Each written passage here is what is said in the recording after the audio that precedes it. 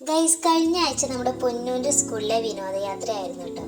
അപ്പോൾ അന്നത്തെ ദിവസത്തെ കുറച്ച് കാര്യങ്ങളൊക്കെ നമുക്കൊന്ന് കണ്ടു നോക്കിയാലോ. ഇന്ന് എല്ലാ പതിവും തെറ്റിച്ച് പൊന്നു കുറച്ച് നേരത്തെ എണീച്ചിട്ടുണ്ട് കേട്ടോ.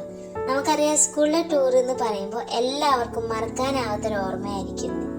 ആ ഓർമ്മകളെ എല്ലാം ഒന്നുകൂടെ എൻ്റെ മൈൻഡിലേക്ക് കൊണ്ടുവന്നൊരു ദിവസം കൂടെ ആയിരുന്നു കേട്ടോ ഇന്ന്. കാരണം ഞാൻ അവനെ വിളിക്കാതെ തന്നെ എണീച്ചിട്ടുണ്ടായിരുന്നേ. മാത്രമല്ല, എണീച്ച പാടത്തിന് ഒരു ചിരിയോട് കൂടെ വേഗം പോയിട്ട് പല്ല് തേക്കുന്നു, ബാത്റൂമിൽ പോകുന്നു. എൻ്റെ അമ്മ ഒന്നും പറയണ്ട കേട്ടോ. ഒക്കെ അവൻ നേരത്തിന് ചെയ്തിട്ടുണ്ടായിരുന്നേ. അങ്ങനെ അവൻ റെഡി ആയി കഴിഞ്ഞ് ഞങ്ങൾ പോകാൻ വേണ്ടി വണ്ടിയിൽ കയറി.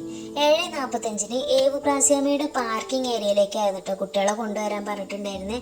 സോ ഞങ്ങളൊരു 7:35 ഇറങ്ങിയിട്ടുണ്ടായിരുന്നു. അവിടെ കുറച്ച് ടീച്ചേഴ്സും അതുപോലെ തന്നെ കുറച്ച് കുട്ടികളൊക്കെ എത്തിയിട്ടുണ്ടായിരുന്നു കേട്ടോ.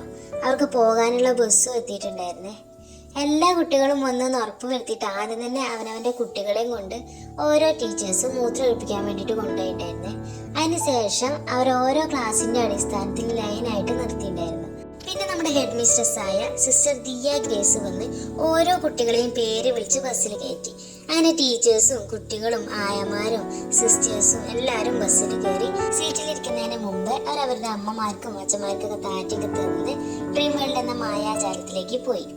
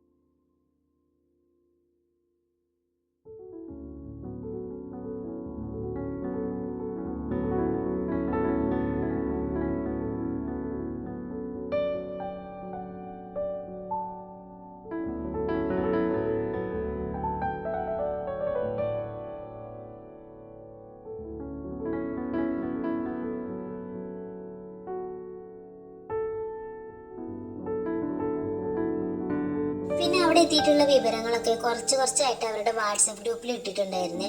അത് കണ്ടപ്പോൾ തന്നെ മനസ്സിലായി അവർ ഭയങ്കര ഹാപ്പി ആയിരുന്നു എന്നുള്ളത്.